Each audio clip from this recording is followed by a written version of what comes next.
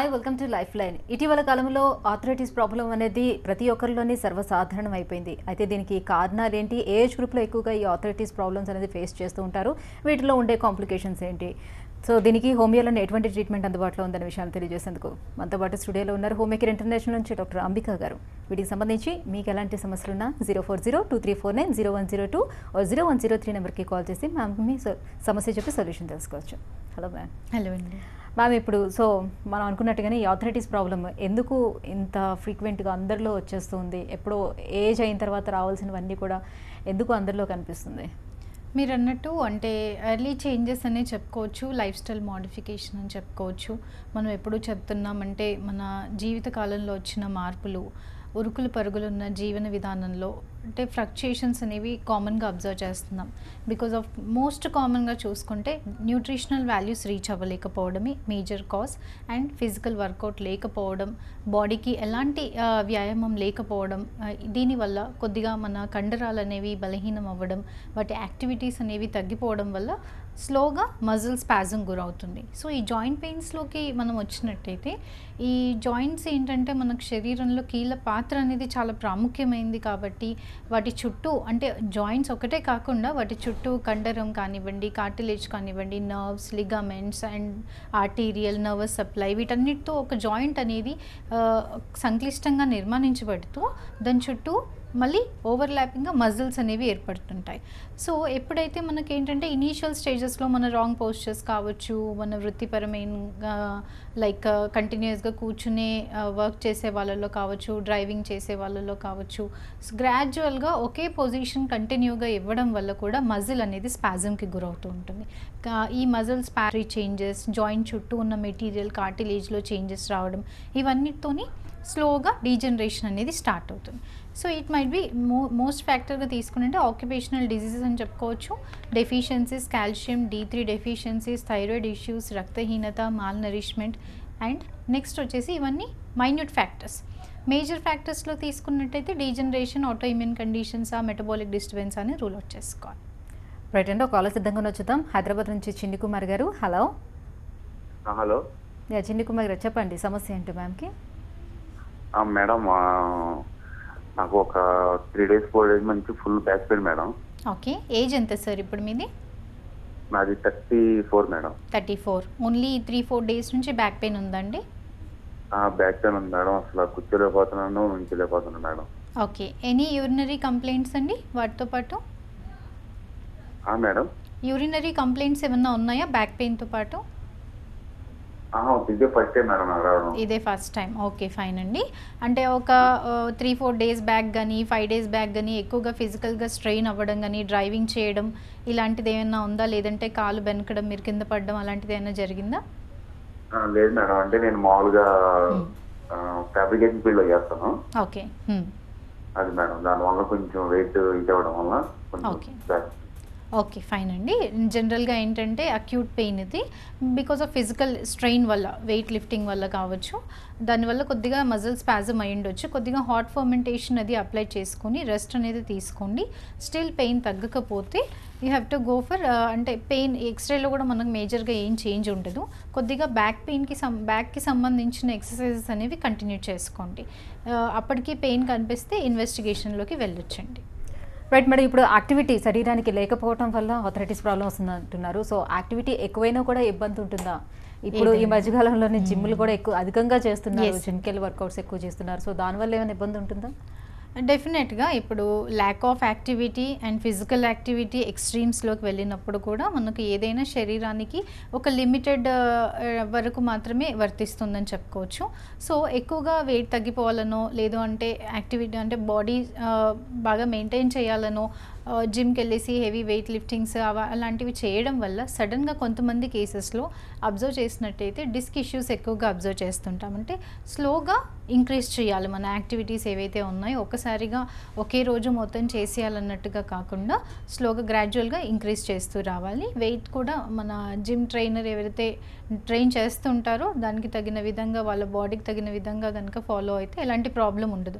ఒకసారిగా వెయిట్స్ ఎక్కువగా లిఫ్ట్ చేయడం వల్ల కొంతమంది పేషెంట్స్ పేషెంట్స్లో మనం డిస్క్ ఇష్యూస్ అనేవి అబ్జర్వ్ చేస్తుంటాం. అంటే నడుం ప్రాంతంలో కావచ్చు, మెడ ప్రాంతంలో కావచ్చు, డిస్క్ బల్జెస్ ఇవి సడన్ అక్యూట్ పెయిన్ స్టార్ట్ అవ్వడం అనేది అబ్జర్వ్ చేస్తుంటాం. సో కొన్ని డిసీజెస్ కారణంగా కూడా వాటి వల్ల కూడా త్రూ ఆర్థరైటిస్ ప్రాబ్లం వచ్చే అవకాశం ఉంది కదా, సో ఎటువంటి డిసీజెస్ వల్ల అలా వస్తుంది?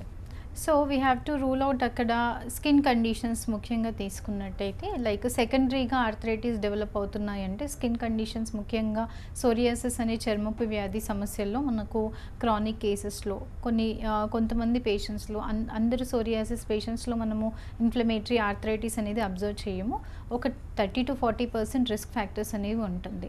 సో ఈ సోరియాసిస్ అనేది ఒక ఆటో ఇమ్యూన్ కండిషన్. ఇందులో మనకి ఏంటంటే ఇమ్యూన్ వ్యవస్థ అనేది కంప్లీట్గా దెబ్బతినడం వల్ల అది మనల్ని ప్రొటెక్ట్ చేయాలి. కాకపోతే ఇమ్యూన్ సిస్టమ్ అనేది వ్యతిరేకంగా పనిచేయడం ద్వారా స్కిన్ కండిషన్ అనేది ఏర్పడుతుంది. అంటే చాప పొలుసుల్లాగా skin dry, scaly eruptions, itching ఎక్కువగా ఉండడం, ఎరిథ్రోడర్మిక్, గట్టేట్, పస్టులర్ సోరియాసిస్, ఇలా స్కాల్ప్ సోరియాసిస్, ఇలా మనకు వెరైటీ ఆఫ్ సోరియాసిస్ అనేవి కనిపిస్తుంటాయి.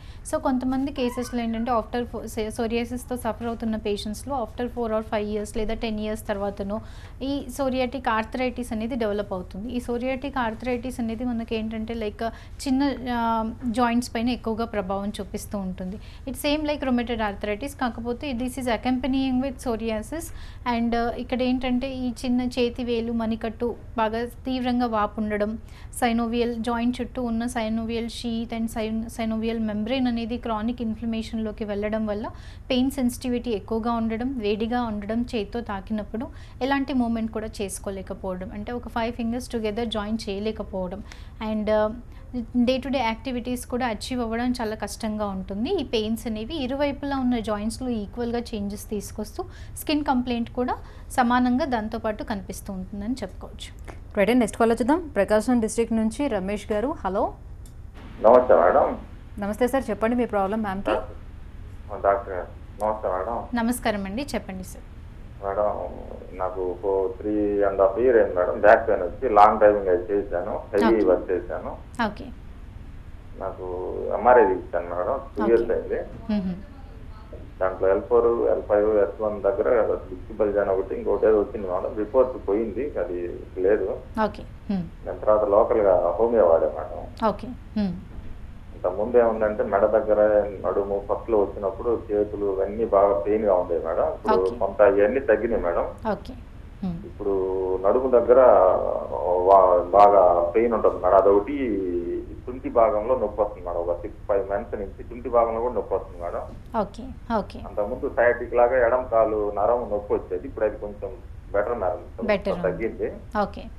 ఇది వరకు చీమలు గుచ్చినట్టు ఇట్లా గుచ్చుకున్నట్టు ఇట్లా ఉండేది మేడం. అవన్నీ కొంచెం తగ్గినాయి మేడం. ఇప్పుడు ఏంటంటే వాకింగ్ చేస్తాను మేడం, దీనికి కొంచెం వాకింగ్ లైట్ గా చేస్తున్నాను. ఓకే, అంటే వాకింగ్ చేసేటప్పుడు మీకు ఏమైనా ఇబ్బంది అవుతుందండి? వాకింగ్ చేసేటప్పుడు అయ్యేం లేదు మేడం, పెద్దగా ఏం లేదు. ఇది వరకు వాకింగ్ చేసినప్పుడు చేసి వచ్చిన తర్వాత కొంచెం బాగా రిలీఫ్ ఉండేది, కానీ ఇప్పుడు చేస్తుంటే మేడం కొంచెం తుంటి భాగంలో కండరాలు ఎంత నొప్పిగా ఉంటుంది మేడం. కొంచెం నొప్పిగానే ఉంటుంది మేడం. లైట్ గా వాకింగ్ చేసి నొప్పి అనిపిస్తుంది. ఇది పూర్తిగా క్యూర్ అవుతా మేడం? అది అవదు అంటున్నారు. అల్లో హోమియోపతిలో అవ్వదు అంటున్నారు మేడం. ఆయుర్వేదంలో డిస్క్ బల్జ్ దగ్గర ఏదన్నా డిస్క్ బయటకు వచ్చి నరం ఒత్తుతున్నప్పుడు అది బయటకు వచ్చింది మందుల ద్వారా ఎలా పోద్ది, దానికి వేరే సిస్టమ్ ఉంటది, మా దగ్గర టెక్నిక్స్ ఉన్నాయని ఆయుర్వేదం వాళ్ళు అంటారు మేడం. హోమియోపతులు కూడా పూర్తిగా తగ్గదు, 70% తగ్గుద్దని కొంతమంది హోమియో వాళ్ళు అంటున్నారు మేడం. ఇప్పుడు నేను వాడే దగ్గర కూడా ఒంగోలులో. మీ ఏజ్ ఎంత అండి ఇప్పుడు? దానికి ఏ ఎంఆర్ఐ తీసుకొని రావాలి మేడం? అది చెప్తే నేను తీసుకుని మీ దగ్గరకు రావాలన్నా మేడం. ఫైన్ అండి. మీ ఏజ్ ఎంత సార్ ఇప్పుడు చెప్పండి? అది 52 ఉందండి. 52 years. ఓకే, ఫైన్ అండి. మీరు చెప్పినట్టు మనకు డిస్క్ ఇష్యూ అనేది సర్వైకల్ ఏరియా, లుంబార్ ఏరియాలో అబ్జర్వ్ చేశాము. దానివల్ల కాంప్లికేషన్స్ అంటే నరం పైన ప్రెషర్ పడి నరాలు ఎక్కడెక్కడికైతే వెళ్తున్నాయో ఆ ప్రాంతాలలో తిమ్మిరి, మంట, స్పర్శ, కొద్దిగా చీమలు పాకినట్టు అనిపించడం, ఇవన్నీ కూడా మనకు మెడికేషన్ ద్వారానే కంట్రోల్లోకి వచ్చాయి. అంటే ఇంటర్నల్గా డిస్క్ బల్జ్ ఏదైతే ఉందో ఆ దాంట్లోంచి వస్తున్న న్యూక్లియస్ పల్పోసిస్ అనే జెల్లీ లాంటి మెటీరియల్ నర్వ్ పైన కంప్రెషన్ సివియారిటీ ఇస్తూ మనకు లైక్ రేడియేటింగ్ పెయిన్ ఇవన్నీ ఇచ్చాయి. సో మెడికేషన్ ద్వారానే ఇది కంట్రోల్ అయింది. అండ్ ఏజ్ ఫ్యాక్టర్ని కూడా దృష్టిలో పెట్టుకొని ట్రీట్మెంట్ అనేది మనకు ఫర్దర్గా వెళ్తుంది. అంటే degeneration is common at this age. So మీకు హోమియో ద్వారా బెటర్మెంట్ ఉంది కాబట్టి అదే ట్రీట్మెంట్ కంటిన్యూ చేసుకోండి, బికాస్ కాంప్లికేషన్స్ అన్నీ కూడా కంట్రోల్ చేసింది. And at the same time ఇప్పుడు తుంటి ప్రాంతంలో నొప్పి అంటున్నారు, ఒకసారి హిప్ జాయింట్ యొక్క ఎక్స్రే అనేది తీయించండి. దాంట్లో డీజనరేషన్ ఏమైనా ఉందా లేదా అక్కడ లైక్ ఆస్టియోపోరోటిక్ చేంజెస్ ఏమైనా ఉన్నాయా కన్ఫర్మ్ చేసుకొని ఎక్స్రే ఒకటి సరిపోతుందండి. దాన్ని బట్టి మనం ఫర్దర్గా ఇన్వెస్టిగేషన్ ఎంఆర్ఐ అవసరమా లేదా చూడొచ్చు. దాన్ని బట్టి మనం ఫర్దర్గా ప్రొసీడ్ అవ్వచ్చండి. రైట్, నెక్స్ట్ కాల్ చూద్దాం. ఖమ్మం నుంచి రామకృష్ణ గారు. హలో. Hello madam. రామకృష్ణ గారు చెప్పండి సార్. మేడం, నా ఏజ్ 50 మేడం. Okay sir. నాకు యాక్చువల్గా మేడం డిస్క్ ప్రొలాప్స్ ఏజ్ 37లో నాకు ఆపరేషన్ అయింది madam. Okay. L4 L5 operation జరిగింది మేడం. Surgery happy madam. అప్పటి నుంచి ఏ ప్రాబ్లమ్ లేదు, మంచిగా ఉంది మేడం. ఓకే. అయితే జస్ట్ ఒక 2 months నుంచి మేడం లెఫ్ట్ సైడ్ తిరిగి పడుకుంటే మేడం ఈ భుజం నొప్పి వస్తా ఉంది మేడం, లెఫ్ట్ సైడ్ పడుకుంటే. అలాగే ఏమైతుందంటే మేడం మధ్య మధ్యలో ఇప్పుడు మనం మామూలుగా పడుకున్నప్పుడు మెడ నరం పట్టుకుంటే చూసారా మేడం, అటు పక్కకి ఇటు పక్కకి తిరగలేని పరిస్థితి వస్తుంది కదా, అలాగా వస్తూ ఉంది మేడం. రెగ్యులర్ గా అలాగ వస్తుంది, అది మళ్ళీ పోవటం లేదు మేడం. అది పోకుండా అలాగే ఇబ్బంది పెడతా ఉంది మేడం. లోపల ఈ నరాలన్నీ కూడా కలుకుమంటున్నట్టుగా ఒక్కోసారి జస్ట్ అంటే కరెంట్ షాక్ అన్నట్టు ఉంటుంది చూసారా మేడం, అలాగా అనిపిస్తా ఉంది మేడం. ఇది ఒక 3 months నుంచి రెగ్యులర్ గా రిపీట్ అవుతా ఉంది మేడం. అది ఓకే. ఓకే, ఫైన్ అండి. ఒకసారి సర్వైకల్ ఏరియాది ఒకసారి మీరు ఎంఆర్ఐ అనేది తీయించండి సార్. ఇది వరకు మీకు హిస్టరీ ఆఫ్ లుంబార్ ఏరియాలో disc bulge, disc prolapse issue కారణంగా లామినెక్టమీ కానీ డిసెక్టమీ కానీ చేయడం జరిగింది. ఇప్పుడు ప్రజెంట్ సిచ్యువేషన్ మెడ ప్రాంతంలో ఉన్న వర్టిబ్రేస్ దగ్గర ప్రాబ్లం అనేది కనిపిస్తుంది. సో వీటికి ఏంటంటే ఎంఆర్ఐ ద్వారా మనం కన్ఫర్మ్ చేసుకొని ఎక్కడెక్కడ ఏ లెవెల్లో డిస్క్ ఇష్యూస్ ఉన్నాయి, నర్వ్ కంప్రెషన్ సివియారిటీ అనేది ఉండడం వల్ల కంప్రెషన్ వల్ల లైక్ ఎలక్ట్రిఫైయింగ్ పెయిన్స్ కానీ, షాక్ కొట్టినట్టు అనిపించడం కానీ, షోల్డర్ జాయింట్ వరకు పెయిన్ ఉండడం అండ్ తిమ్మిర్లాగా అనిపించడం, ఒక్కోసారి పెయిన్ అనేది 2 భుజాల మధ్యలో కూడా కనిపించడం అండ్ నెక్స్ట్ హ్యాండ్ వరకు కూడా పెయిన్ రేడియేట్ అవ్వడం లేదా టిప్స్ ఆఫ్ ద ఫింగర్స్ వరకు కూడా పెయిన్ రేడియేట్ అవుతూ ఉంటుంది. సో ఫస్ట్ 3 fingers కానీ లాస్ట్ 3 fingers వరకు కానీ పెయిన్ అనేది తెలుస్తూ ఉంటుంది. సో ఈ కండిషన్కి మనకి ఏంటంటే హోమియో ద్వారా మనం రెక్టిఫై చేయొచ్చండి. బికాజ్ సర్వైకల్ ఏరియాలో మనకు ఎంత సివియర్ ప్రాబ్లం ఉన్నప్పటికీ కూడా సర్జికల్ ఇంటర్వెన్షన్ అనేది అంత సేఫ్ కాదని చెప్పుకోవచ్చు. ఏ చిన్న ప్రాబ్లం కానీ మేజర్ ఇష్యూ అయినప్పటికీ కూడా మనం మెడికేషన్తో దాన్ని కవర్ చేసుకోవచ్చు. అండ్ షోల్డర్ జాయింట్ దగ్గర ఏంటంటే left side pain severity aggravate అవుతుంది కాబట్టి don't give pressure on left side. And at the same time కొద్దిగా shoulder exercises and neck exercises అయితే మీన్ వైల్ మీరు కంటిన్యూ చేసుకోండి.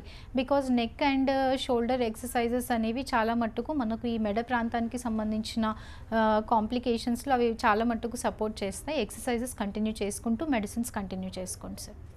రైట్ మేడం, ఇప్పుడు ఆస్టియోఆర్థరైటిస్ అనేది పెద్దవాళ్ళలోనే కాకుండా యుక్త వయస్కుల్లో కూడా వస్తుందా?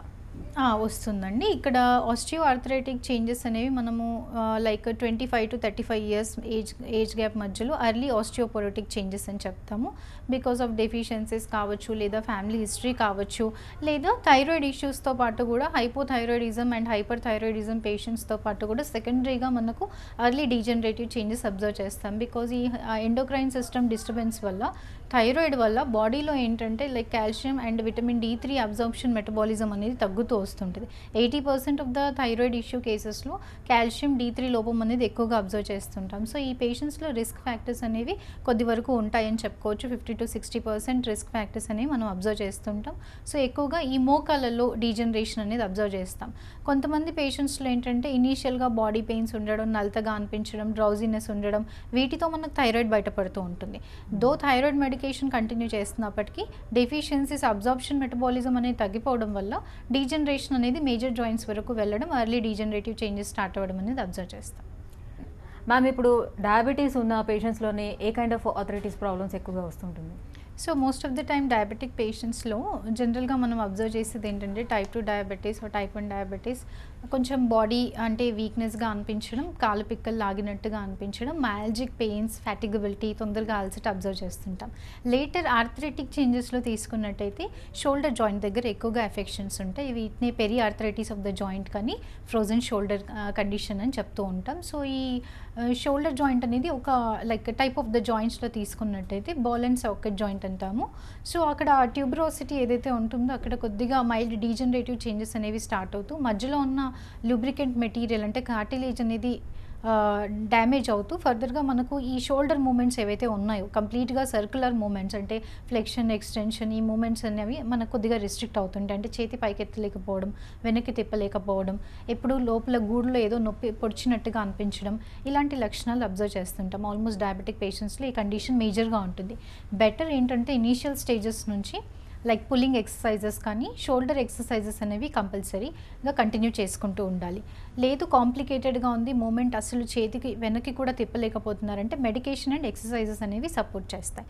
And most of the times ఏంటంటే డయాబెటిక్ పేషెంట్స్ మనకు డయాగ్నోజ్ అయ్యి కాంప్లికేషన్స్లోకి వచ్చేటప్పటికి 40లోకి 50లోకి ఉన్నారు. సో ఆ స్టేజ్లో డీజనరేషన్ అనేది కామన్. సో ఆ టైంలో మోకాలు నొప్పులు కూడా ఆబ్వియస్గా స్టార్ట్ అవుతుంటాయి. ప్రతి మనిషి తన లైఫ్ స్టైల్ అంటే లైక్ తన లైఫ్లో ఎప్పుడైనా ఈ డీజనరేషన్ అనేది ఫేస్ చేయాల్సి ఉంటుంది. రాదర్ ఫ్రోజన్ షోల్డర్ సమస్య రాకపోయినప్పటికీ కూడా మోకాలు నొప్పులు అనేవి స్టార్ట్ అవుతుంటాయి. సో పేషెంట్ ఏజ్ ఫ్యాక్టర్ని బట్టి మనకు మోకాలు నొప్పులు కూడా కనిపిస్తుంటాయి. రైట్ అండి, కాలర్ చూద్దాం. నెల్లూరు నుంచి శ్రీనివాస్ గారు. హలో శ్రీనివాస్ గారు చెప్పండి. చెప్పండి సార్, కొంచెం గట్టి మాట్లాడండి. నేను కూర్చునేటప్పుడు మోకాళ్ళ దగ్గర కొంచెం వాసింది, అక్కడ హీలింగ్ అయ్యింది. అది చూపించాను నేను. చూపించిన తర్వాత ఎక్స్రే తీశారు. ఎక్స్రే తీసిన తర్వాత ఎముక దగ్గర కొంచెం క్రాక్ ఇచ్చిందన్న, సైడ్కి వచ్చిందన్నారన్న. యాంటీబయాటిక్స్ అవి రాశారు. అదేమో తగ్గింది కానీ నాకు నడుస్తుంటే నడవలేకుండా నొప్పి వస్తుంది. అది ప్రాబ్లం. ఎంతకాలం అయిందండి ఈ ప్రాబ్లం స్టార్ట్ అయ్యి మీకు? ప్రాబ్లం దాదాపు 20 days అవుతుంది. నేనేం టాబ్లెట్స్ ఏం మింగాను, యాంటీబయాటిక్స్ ఏమో రాసిచ్చారు. నాకేమో పెయిన్ గా ఉంది, నడుస్తుంటే ఎక్కువ దూరం నడవలేకుండా ఉన్నాను. అసలు ఏంది అసలు ప్రాబ్లం ఏంది? మీరు కరెక్ట్ గా కూడా చెప్పరు, ఏదో మా మాటలు వింటారే కానీ ఏ సజెషన్ తీసుకోవాలి, ఏ మెడిసిన్స్ వాడాలి, లేకపోతే అట్లాంటివి చెప్తే కదా. మీరేందో హోమియోపతికి వచ్చి మమ్మల్ని కన్సల్ట్ అవ్వని చెప్పమంటున్నారే కానీ బలాన్ని వాడండి అంటే మీరు మాకు హెల్ప్ చేసినట్టు ఉంటుంది. I'm advocate. మీరు చెప్పేది అడ్వర్టైజ్మెంట్ కి చెప్తున్నారేమో కానీ మీరు ఈ వాడండి సజెషన్ చేస్తే ఇబ్బంది ఏముంది? మీరు ఏం చెప్పరు. నేను చాలా వరకు చూస్తున్నా, అబ్జర్వేషన్ చేస్తున్నాను. ఫలాన్ని అంటున్నారే కానీ దాన్ని మీరు క్లారిఫై చేసి ఇది ప్రాబ్లం మీకు ఇందువల్ల వచ్చింది, ఈ టాబ్లెట్స్ వాడండి లేకపోతే ఈ వాడండి అని చెప్తే ఎంతో మంది మేలు చేసినట్టు. రైట్ సార్, రైట్ క్వశ్చన్ అడిగారు. ఇక్కడ ఏంటంటే సార్, హోమియోపతి ట్రీట్మెంట్ అనేది it is not symptom based. Symptom based treatment కంటే కాన్స్టిట్యూషనల్ ట్రీట్మెంట్ ఉంటుంది. పేషెంట్ లక్షణాన్ని బట్టి, వాళ్ళ యొక్క బాడీ సెన్సిటివిటీని బట్టి, ఇమ్యూనిటీని బట్టి, అక్కడ వాళ్ళకు ప్రజెంట్ ఉన్న స్టేటస్ని బట్టి కాన్స్టిట్యూషన్ మెడిసిన్ అనేది స్టార్ట్ చేయడం జరుగుతుంది. Homeopathy is not like practicing like other system of medicine లాగా వర్క్ చేయదు. పెయిన్ ఉందా క్రోసిన్ వేసుకోండి, అండ్ ఫీవర్ ఉందా క్రోసిన్ వేసుకోండి, పెయిన్ ఉందా ఏదో పెయిన్ కిల్లర్ వేసుకోండి. అలా ప్రతి మనిషికి ఒక ఇండివిజువలైజేషన్ అనేది ఉంటుంది. సో ఆ ఇండివిజువలైజేషన్ దాన్ని బట్టి మనం ట్రీట్మెంట్ అనేది స్టార్ట్ చేస్తాం. ఇప్పుడు మీరు చెప్పిన ప్రాబ్లమ్ని బట్టి ఏదైతే మీకు 20 days బ్యాక్ ఏదైతే ట్రామాటిక్ వల్ల మీకు నీ పెయిన్ ఏదైతే ఉందో దానికి స్పెసిఫిక్ డోసెస్ ఉన్నప్పటికీ కూడా మీ బాడీలో ఇమ్యూనిటీ అండ్ ససెప్టబిలిటీని బేస్ చేసుకొని పేషెంట్ ప్రెజెన్స్ అనేది అవసరం. సో ఇక్కడ మనం ఏంటంటే ఒక డిజీజ్ ప్యాథాలజీని డిస్క్రైబ్ చేస్తూ దా కండిషన్లో మనకు హోమియోపతి ఎలా వర్క్ చేస్తుంది అనేది ఎక్స్ప్లెయిన్ చేయడం జరుగుతుంది సార్. మీ ట్రీట్మెంట్కి క్లినిక్కి అప్రోచ్ అవుతేనే మీ ఎక్స్రే అనేది ఫైండ్ అవుట్ చేసి మీకు ప్రెజెంట్ ఉన్న సిమ్టమ్ని బట్టి మెడిసిన్ ఇవ్వగలుగుతాం. రైట్ అండి, నెక్స్ట్ కాల్ చూద్దాం. కొత్తగూడెం నుంచి శ్రీదేవి గారు. హలో మేడం, నమస్తే అండి. శ్రీదేవి గారు చెప్పండి అమ్మ ప్రాబ్లం. నాకు రైట్ సైడ్ బాగా భుజం కానికి ఛాతీ వరకు లాగుతుందండి, కింద వస్తుంది. ఓకే, రైట్ సైడ్ భుజం దగ్గర. అవునండి, ఈ అరచేతుల వరకు బాగా తిమ్మిరు బాగా పెయిన్ వస్తుందండి. ఓకే, అయితే ఆర్ఎంపీ డాక్టర్ దగ్గరికి వెళ్తే ఇది విటమిన్స్ D3 ఆ టాబ్లెట్స్ ఉంటాయి కదండి, ఓకే. అవి వాడానండి. ఓకే. అవి వాడినా కూడా అసలు ఏమి మంచిగా అనిపించలేదండి, తగ్గలేదండి. ఓకే. ఇది ఎంతకాలం నుంచి ఉందమ్మా ఈ సమస్య మీకు? ఇది ఇంతకుముందు ఒకసారి వచ్చింది, ఇది కాల్షియం విటమిన్ టాబ్లెట్ వేసుకున్నా తగ్గిపోయింది. మళ్ళీ ఈ సంవత్సరం మళ్ళీ ఒక 1 మంత్ నుంచి వస్తుందండి బాగా. ఓకే. మూమెంట్స్ అన్నీ ఫ్రీగా అవుతున్నాయమ్మా? అవునండి, మంచిగా ఉంటుందండి. అంటే చేతి కదలికలన్నీ నార్మల్గా వస్తున్నాయా? ఇట్లా చెయ్యి ఇట్లా లేపినప్పుడు పట్టేసినట్టుగా ఓకే. తీసుకుందండి. ఓకే, ఫైన్ అమ్మా. ఒకసారి మెడ యొక్క x-ray and at the same time ఆ షోల్డర్ జాయింట్ యొక్క ఎక్స్రే అనేది తీయించండి. దాన్ని బట్టి మనం ట్రీట్మెంట్ కంటిన్యూ చేయాల్సి ఉంటుంది. అండ్ ఈ మల్టీవిటమిన్స్ వల్ల ఏంటంటే టెంపరీగా కామన్గా లోపాలు అనేవి కనిపిస్తుంటాయి. విటమిన్ డి అనేది, కాల్షియం అనేది జనరల్గా మనకు 80% పాపులేషన్లో ఈ అంటే లైక్ ఈ లాక్యునాస్ అనేవి మనకు కనిపిస్తుంటాయి. దో మీరు అది కంటిన్యూ చేసినప్పటికీ కూడా కొద్దిగా ఏదైతే న్యూట్రిషనల్ వాల్యూ ఏదైతే డెఫిషియన్సీ ఉందో అది రెక్టిఫై అవుతుంది. పెయిన్ ఎక్కువగా ఉంది, డీపాథాలజీ ఉందంటే దానికి మెడిసిన్ కూడా అవసరం ఉంటుందమ్మా. ఇన్వెస్టిగేషన్స్ తీయించండి. Right madam. సో ఆస్టియోఫైట్స్ అనేది ఏర్పడడానికి రీజన్స్ ఏంటి? సో సివియర్ డీజనరేటివ్ చేంజెస్ అంటే లైక్ మనకు జాయింట్ మధ్యలో ఉన్న గుజ్జు కార్టిలేజ్ అనేది అరిగిపోతుంది అర్లీ చేంజెస్లో చెప్తాం. అండ్ ఫర్దర్ గ్రేడ్ 2 గ్రేడ్ 3 స్టేజెస్లో ఏంటంటే లైక్ కంప్లీట్గా కార్టిలేజ్ అనేది లాస్ అయిపోవడం, ఆ 2 ఎముక చివర్లు అంటే మనం మోకాలి జాయింట్ కనుక తీసుకున్నట్టయితే 3 జాయింట్స్తో అంటే 3 బోన్స్తో ఫామ్ అయి ఉంటుంది. సో ఆ ఎముక చివర్లు ఒకదానికొకటి తగలకుండా ఒక ల్యూబ్రికెంట్ మెటీరియలే కార్టిలేజ్ మనకు అక్కడ. సో ఈ కార్టిలేజ్ అనేది లాస్ అయిపోవడం వల్ల ఈ ఎముక చివర్లు అనేవి రాపిడి జరుగుతూ ఉంటుంది. సో కంప్లీట్గా ఆస్టియోపోరోటిక్ చేంజెస్ లో మనకు అండ్ గ్రేడ్ 2 గ్రేడ్ 3 స్టేజెస్లో మనకి అదనపు ఎముక బోన్ పార్టికల్స్ అనేవి మధ్యలో ఏర్పడుతూ లైక్ పెయిన్ సివియారిటీ ఎక్కువ అవ్వడం లేదా స్వెల్లింగ్ ఉండడం, ఆ పర్టికులర్ జాయింట్లో మూమెంట్ అనేది కష్టంగా అవ్వడము, ఇలాంటి లక్షణాలు మనం నోటీస్ చేస్తుంటాం. అంటే సివియర్ డీజనరేటివ్ చేంజెస్ ఆస్టియోపోరోటిక్ చేంజెస్లోనే మనకి ఈ సమస్య కనిపిస్తూ ఉంటుంది. బట్ నెక్స్ట్ కాలర్ చూద్దాం. కడప నుంచి మనోహర్ గారు. హలో హలో మనోహర్ గారు చెప్పండి. హలో మనోహర్ గారు చెప్పండి సార్. నమస్తే మేడం. నమస్కారం అండి. మేడం మా మిస్సెస్ కి మేడం మోకాళ్ళు తర్వాత కింద అరికాళ్ళు నొప్పులు ఉన్నాయి మేడం ఎక్కువగా. ఓకే. విపరీతమైన నొప్పులు ఉన్నాయి మేడం. అవి ఏదైనా టాబ్లెట్లు వాడితే కంట్రోల్ అయితే కానీ మళ్ళీ విపరీతంగా నొప్పులు వస్తున్నాయి మేడం. ఎంతకాలం నుంచి ఉన్నాయండి సమస్య? ఎంతకాలం నుంచి ఉంది సార్ మేడం? మోకాలు నొప్పులు, అరికాలలో నొప్పులు ఎంతకాలం నుంచి ఉన్నాయి? దాదాపు ఒక 6 నెలల పైన అవుతుంది మేడం. 6 months పైన అవుతుంది. ఏజ్ ఎంత అండి తనది ఇప్పుడు? వ్యవసాయం మేడం మేము. వయసు ఎంత అండి ఇప్పుడు?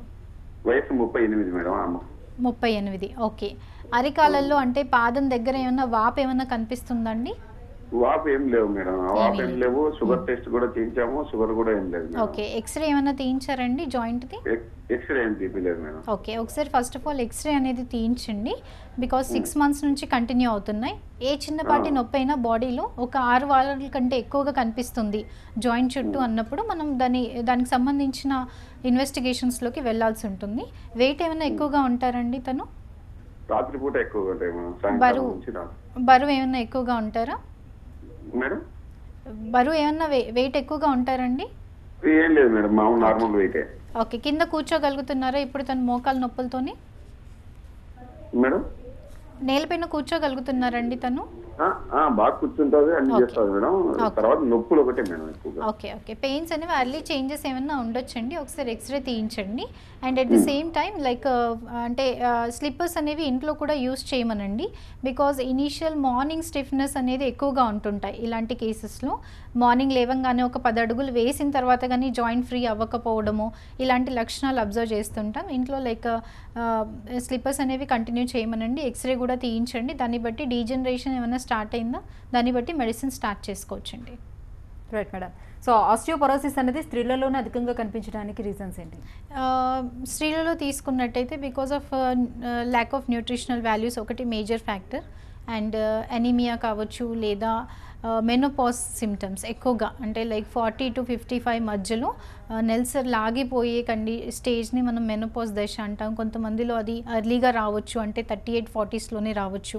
పీక్ టైం వచ్చేసి మనకు 45 to 55 వరకు తీసుకుంటాం, అంటే దాని ఎగ్జాక్ట్ డ్యూరేషన్ అనేది.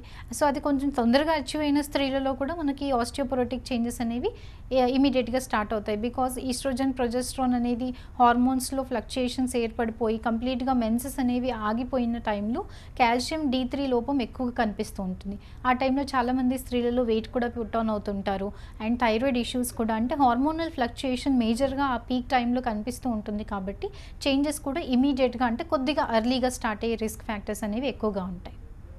సో ఈ ఆర్థరైటిస్ ప్రాబ్లమ్స్కి ఇన్వెస్టిగేషన్స్ ఏముంటాయి, అలాగే హోమియో ట్రీట్మెంట్ ఎలా ఉంటుంది? సో ఇన్వెస్టిగేషన్స్ వైజ్ వెళ్ళినట్టయితే ఏ పర్టికులర్ జాయింట్లో పెయిన్ కనిపిస్తుంది, వాపు కనిపిస్తుంది అన్నప్పుడు ఆ పర్టికులర్ జాయింట్ యొక్క ఎక్స్రేకి వెళ్తాం. సో అది మోకాల్ జాయింట్ అయితే ఎక్స్రే ఆఫ్ ద నీ తీసుకుంటాం. బోత్ ఏపీ లాటరల్ వ్యూ అనేది వెరిఫై చేయాల్సి ఉంటుంది. అందులో ఆస్టియోఫైటిక్ చేంజెస్ ఉన్నాయా, కార్టిలేజ్ లాస్ ఉందా, ఇదన్నీ మనం కన్ఫర్మ్ చేసుకోవచ్చు. లేదా జాయింట్ చుట్టూ వాపు ఉంది, వేడిగా అనిపిస్తుంది, ఎలాంటి మూమెంట్ స్టిఫ్నెస్ ఎక్కువగా ఉంది అంటే city of that particular city కానీ ఎంఆర్ఐ ఆఫ్ పర్టికులర్ జాయింట్ అనేది తీసుకున్నట్టయితే అందులో మనకి ఫ్లూయిడ్ అంటే ఏమైనా ఫ్లూయిడ్ కలెక్షన్ ఉందా, సో అది మనం దాన్ని రూల్ అవుట్ చేసుకోవచ్చు.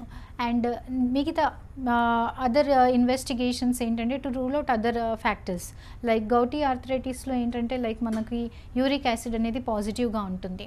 కొన్ని కేసెస్లో లైక్ రుమేటెడ్ ఆర్థరైటిస్, ఇందులో కంప్లీట్గా ఆర్ఏ ప్రొఫైల్ అనేది తీసుకోవాలి. అండ్ దో ఆస్టియోఆర్థరైటిక్ కేసెస్లో సిఆర్పి టెస్ట్ కూడా క్రాస్ వెరిఫై చేసుకుంటూ ఉండాలి. సిఆర్పి అనేది కూడా పాజిటివ్గా కనిపిస్తుంటుంది, ఏఎస్ఓ పాజిటివ్గా ఉండడం. To rule out inflammatory or degenerative changes ఈ బ్లడ్ ఇన్వెస్టిగేషన్స్ అనేవి మ్యాండేటరీ అని చెప్పొచ్చు. But thank you so much అండి ఆర్థరైటిస్ ప్రాబ్లమ్కి హోమియో ట్రీట్మెంట్ తెలియజేసినందుకు. ఇది వాటి లైఫ్ చూస్తూనే ఉంటుంది TV9.